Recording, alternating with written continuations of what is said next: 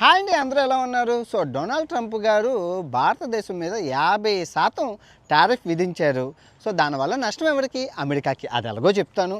తర్వాత ఈ టారిఫ్ వల్ల భారతదేశానికి కలిగిన 5 లాభాల గురించి చెప్తాను. ఇప్పుడు మనం ఆఫ్రికాలోని షాపింగ్ మాల్లో ఉన్నాం. ప్రాక్టికల్గా మీకు చూపిస్తాను. ఇప్పుడు ఈ ఆఫ్రికా షాపింగ్ మాల్లోని డొనాల్డ్ ట్రంప్ గారు వేసే టారిఫ్లో ఎలాగా ప్రభావితం ఉంటుందో మీకు చూపిస్తాను. చిన్నపిల్లలకి అర్థమైనట్లు ఉంటుంది. అట్టుపండు ఒలిచినట్లు చెప్తాను, రండి. సో ఇప్పుడు మీకు ప్రాక్టికల్గా చెప్పిస్తాను. ఇప్పుడు ఇండియా స్టోర్లో ఉన్నాం, ఈ షాపింగ్ మాల్లో. ఇప్పుడు ఈ మిక్చర్లు అన్నీని ఇంతకుముందు 100 రూపాయలకు అమ్ముతున్నారు. ఈ బుజ్జి మిర్చి, మంగోలి మిర్చి, మసాలా మిర్చులు, ఈ మిర్చీలు పచ్చళ్ళు 100 రూపాయలకు అమ్ముతున్నారు. ఇప్పుడు 150 రూపాయలు అవుతుంది. దీనివల్ల నష్టం ఎవరికి? ఇక్కడ ఉన్నోడికైనా? ఇక్కడ ఉన్నోడికి. ఇప్పుడు మసాలాలు, ఈ అప్పడాలు ఇవన్నీ చూసుకోవచ్చు. మొత్తం కిస్మిస్లు, మొత్తం ఇక్కడ పప్పులు, ఇడ్లీ రవ్వలు, ఇదిగోండి చూస్తున్నారు. అది చిన్నపప్పు, మంగూలి పప్పు, నువ్వులు, మొత్తం అంత అటుకులు, బార్లీ, సబ్జాలు, మొత్తం అన్ని మసాలా, బిర్యానీ ఆకు, పచ్చిమిరపకాయలు, యాలకులు, ఇవన్నీ ఇప్పుడు 50% పెరిగాయి. ఇప్పుడు 100 రూపాయలు కొను 150 రూపాయలు. ఇప్పుడు నష్టం ఎవరికి చెప్పండి? ఇండియాకా వైడ్కా? ఇక్కడ ఉన్నోడికి 150 రూపాయలకి కొనుక్కోవాల్సి వస్తుంది.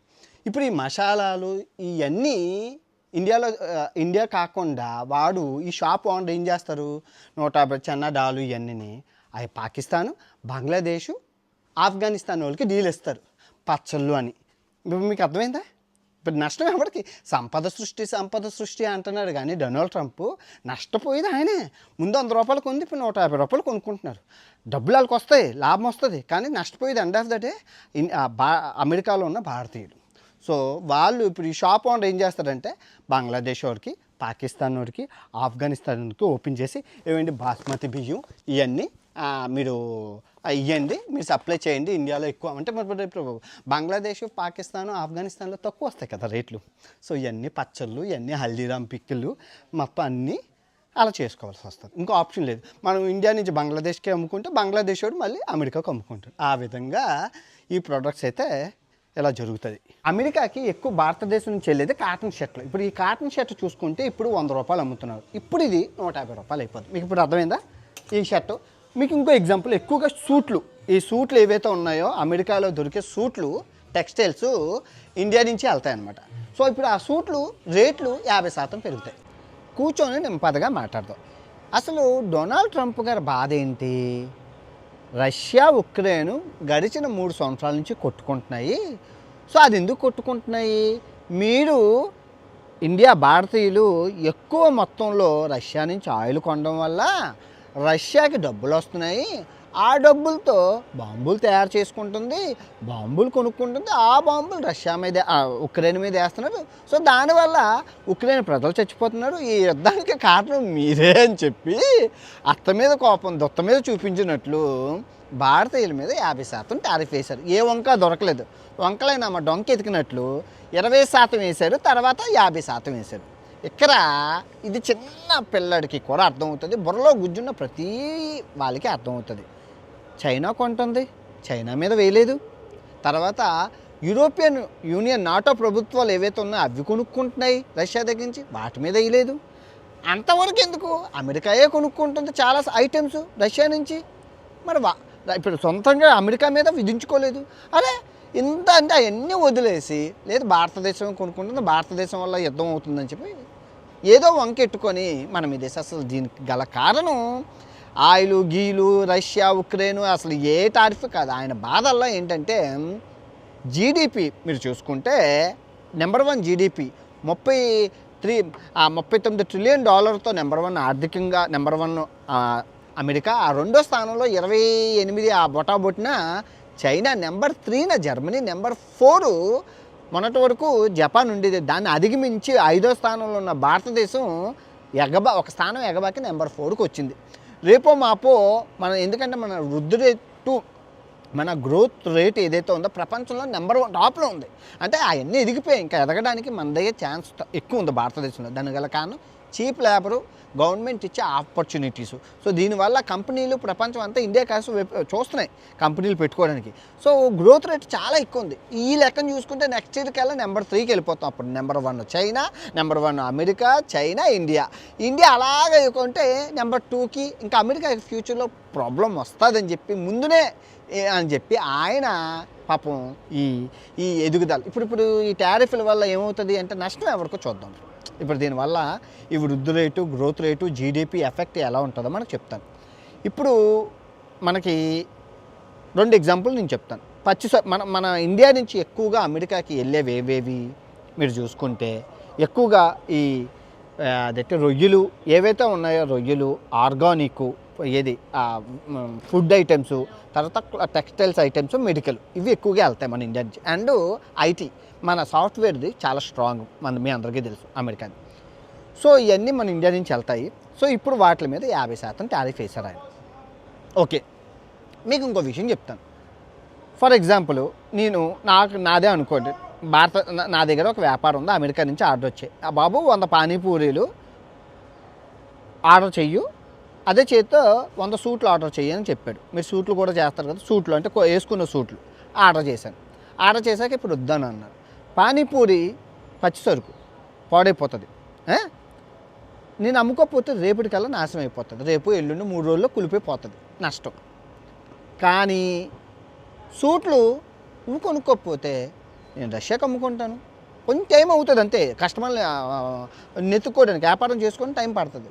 ఇంకా జపాన్కు 197 దేశాలు ఉన్నాయి, 197 దేశాల్లో గొడ్డిపోలేదు కదా, మనం ఏ దేశమైనా అమ్ముకోవచ్చు ఈ సూట్లు ఇవి.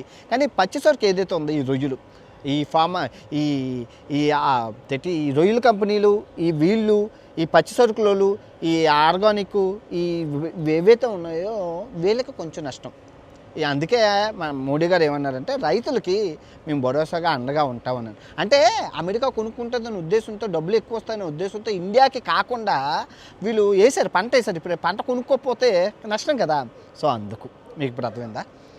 యాక్చువల్గా మీరు చూసుకుంటే ఇంతవరకు ప్రతిదీ ఎక్స్పోర్ట్ అయిపోయి మన ఇండియాలో సామాన్య మానవులకి కొన్ని ఐటమ్స్ ఇండియా సామాన్య మానవులకి అందుబాటులో ఉండేది కాదు. ఇప్పుడు అందుబాటులో వస్తాయి, మనం కూడా కొనుక్కుంటాం. ఇప్పుడు సామాన్యుడు ఎవరైతే ఉన్నారో ఇండియాలోని, వాడు కూడా కొనుక్కొని ఆ రొయ్యలు అవి ఉండిపోయినవన్నీ మనం కొనుక్కుంటాం. మనం తక్కువ ధరలో ఉంటాయి. ఈ బియ్యం, ఏవైతే మసాలాలు, ఇవన్నీ కొంచెం రేట్లు దిగి వస్తాయి, మనం కొనుక్కుంటాం, మనం కన్జ్యూమ్ చేసుకుంటాం. భారతదేశానికి వచ్చే లాభాలు ఇప్పుడు చూసుకుంటే, ఈ ఇన్సిడెంట్ వల్ల రష్యా చమురు ఏదైతే అమ్ముతుందో ఒక్కోసంత రేట్ తగ్గించింది. అమెరికా మీకు వేసింది కదా, మీకు ఆ భారం పడకూడదు, మా వల్ల సహాయం అని చెప్పి, మా వల్లే కదా ఇదంతా అని చెప్పి రష్యా కోసంత అదైతే ఆయిల్ మీద రేట్ తగ్గించింది. అదే చేతితో మీరు మా దగ్గర ఏవైతే బాంబులు కొనుక్కుంటారు అంటున్నారో వాటిల్లో కూడా డిస్కౌంట్ ఇస్తాము, మా దగ్గర కొనుక్కోండి అని చెప్పి ఆఫర్ కూడా ఇచ్చింది. ఓకే, ఒక లాభం.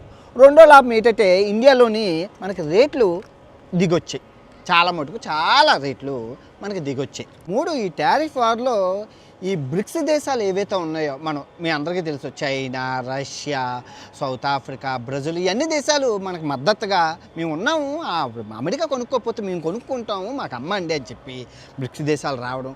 4, బ్రిక్స్ కరెన్సీ ఏదైతే ఉందో, అంటే ఒక కరెన్సీని ఈ బ్రిక్స్ దేశాలన్నీ ఈ అన్ని దేశాలు సృష్టించుకుంటున్నాయి. వాటి ద్వారా ట్రేడింగ్ చేసుకోవడం ద్వారా మనకు లాభం చేకూరుతుంది. సో అమెరికాకి నష్టం చేకూరుతుంది. సో 5వ లాభం ఏంటంటే, మన శత్రువుగా, అంటే మీకు మామూలుగా శత్రువుగా ఉంటున్న చైనా కూడా మేము ఉన్నాంలే, ఏం పర్వాలేదు అని చెప్పి ఈ బ్రిక్స్ దేశాలతో పాటు ముందుకు రావడం, సపోర్ట్ ఇవ్వడం బాగుంది. ఇంకా అమెరికా నష్టాల విషయానికి చూసుకుంటే, ఫస్ట్ ఆఫ్ ఆల్ మీ ఎవరికీ తెలియని విషయం ఏంటంటే అమెరికాకి చాలా అప్పు ఉంది, మనకన్నా ఎక్కువ అమెరికాకే ఉంది. అది ఎంతైతే జీడిపిలో ఎక్కువ ఉందో అప్పు కూడా అమెరికాకి అంతే ఉంది. తర్వాత అమెరికా ప్రజల్లో వ్యతిరేకత, ఎందుకంటే 100 రూపాయలు కొనుక్కుంటుంది, ఇప్పుడు 150 రూపాయలు కొనుక్కోవాలి ఇండియా సామాన్లు. ఎందుకంటే మనది ఫైన్ క్వాలిటీ ఫుడ్, మసాలాలు కానీ, బట్టలు కానీ అన్నీ. అలా కాకుండా నువ్వు బంగ్లాదేశ్ వైపు చూసినా, పాకిస్తాన్ వైపు చూసినా, ఆఫ్ఘనిస్తాన్ వైపు చూసినా అంత క్వాలిటీ ఆఫ్ ఫుడ్ వాళ్ళు ప్రొవైడ్ చేయలేరు. ఓకే, ఇంకా సాఫ్ట్వేర్ విషయానికి వస్తే మందకన్నా ఇంకా తెక్కన వాళ్ళు లేదు. ఇప్పుడు ఈ దేశాలు ఏవైతే ఉన్నాయో సాఫ్ట్వేర్ అంతగా ఇవ్వలేరుగా, ఎందుకంటే చీప్ లేబర్ మన భారతదేశంలోనే ఉన్నారు. సో వాళ్ళు సాఫ్ట్వేర్ ఇవ్వలేరు, అలా ప్రొవైడ్ ఇది ఇవ్వలేరు. ఇంకా చూసుకుంటే అమెరికాకి ఇప్పుడు ఐఫోన్, ఫర్ ఎగ్జాంపుల్ ఐఫోనే ఉందబ్బా, ఐఫోన్ ఇప్పుడు మేడ్ ఇన్ ఇండియా నుంచి వెళ్తుంది, సాఫ్ట్వేర్లు అన్నీ ఇండియా నుంచి వెళ్తున్నాయి.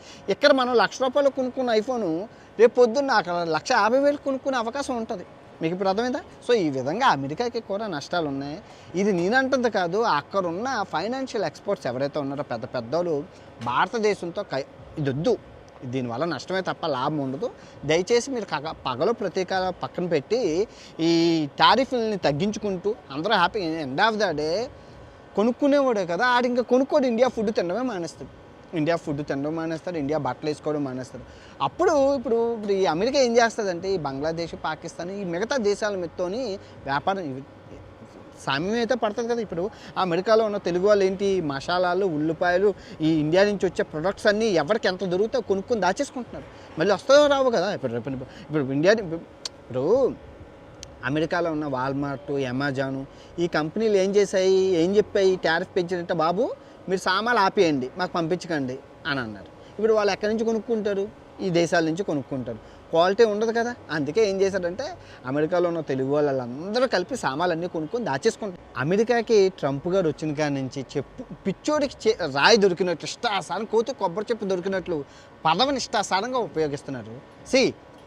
ఆయన్ని ట్రంప్ గారు ఆ పవర్ ఎలాంటిదంటే మేకపోతే గాంభీర్యం టైపు. చైనాను బెదిరించారు, 30 అన్నారు, చైనా కూడా 30 వేసింది. 50 అన్నారు, చైనా 50 వేసింది. 75 అన్నారు, చైనా 75 వేసింది. నువ్వంటే నేను తగ్గనని చెప్పి 100 వేశారు, అది 100 వేసింది. 120 వేశారు, 120 వేసింది. ఎవరికి నష్టం? అమెరికాకే నష్టం అన్నారని చెప్పి మళ్ళీ 30కి వచ్చారు, కాలబేరానికి వచ్చారు. ఇప్పుడు ఇండియాకి కూడా వేశారు. మనం ఏం భయపడాలి. ముందు ఏమనుకున్నామంటే భయపడిపోతాం, అది అనుకున్నాం. ఇప్పుడు మన ఆత్మ అభిమానాన్ని, ఆత్మ గౌరవాన్ని తాకట్టు పెట్టినట్లు ఎండ్ ఆఫ్ ద డే సరుకు ఎక్కడ తక్కువ ఉంటే అక్కడ కొనుక్కోవాలి ఇండియా. ఎందుకంటే భారతదేశం ప్రజలకి అది మేలు చేస్తుంది కాబట్టి. సో మనం తలొగ్గలేదు. సో మనకి కూడా ఇప్పుడు 50 అన్నాడు, ఎవరో ఏదో చెప్తారో నష్టాలు చూసుకొని ఆయన తగ్గించుకొని వస్తారు. అదైతే జరుగుతుంది చూడండి. అలాగే అంటారు ముందు చైనా కేసు మనకి ఎలా తగ్గించారో మనకే వేస్తారు, మనకే తగ్గుతుంది. మంచి రోజులు ఇప్పుడు కొంచెం మన జీడిపిలో మనం వెనకబడతాం, అంతే. కొంచెం వెనక్కి పడతాం. అమెరికాకి వెళ్ళాల్సిన సరుకు వేరే దేశాలు కొంచెం లేట్ పడుతుంది మళ్ళీ స్టెబిలిటీగా. స్టాక్ మార్కెట్ కూడా కుప్పకోల్పోలేదు, కొంచెం దిగే, అంతే, కొన్ని దిగే అమెరికాలో.